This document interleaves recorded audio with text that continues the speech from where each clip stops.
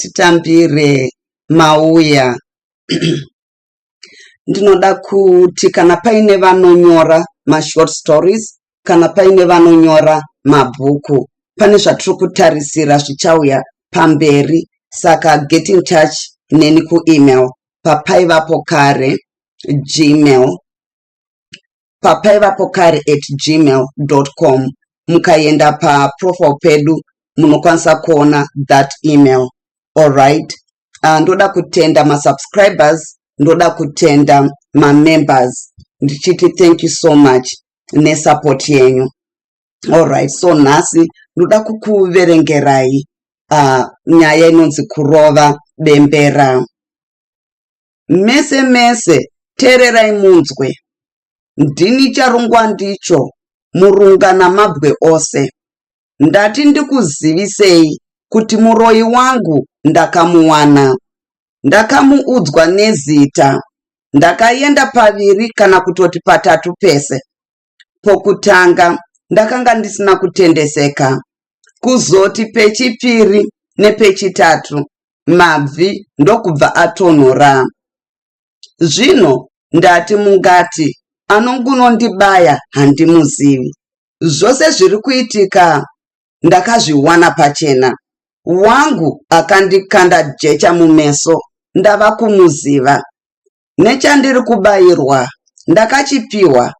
Ndava kufira kurima. Maoko aya kubata uku ndiko kwandava kufira. Zvino kana zviri zvekurima, rimaiwo. Hapana chinouya wakagarira maoko. Chinodyiwa chinotorimwa. Iwoyu ngaubva wava mutova kamwe, mwana wemhongora.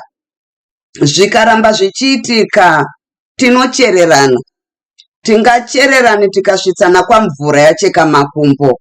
Musarambe muchita chimone chokutenhera mbudzi navambuya.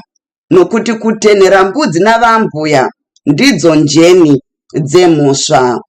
Kana zvikaramba zvichiitika gore rino, hakurimwi, hakuna anokotama. Ndingapike namai vangu vamafira kupa varere pachuru. Pengerai zvimwe, sadza harina benzi. Kana uri mungava wandinawo, ngautaurwe ndiripe. Mava kutamba nemoto pasina mvura. Farai nezvimwe, mukaka haurungwi. Edzai zvimwe, derere hariswi dovi.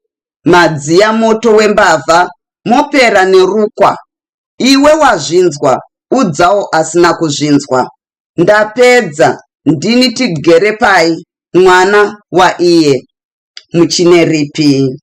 Yakanyorwa navahodza. Alright, saka enjoy yourselves.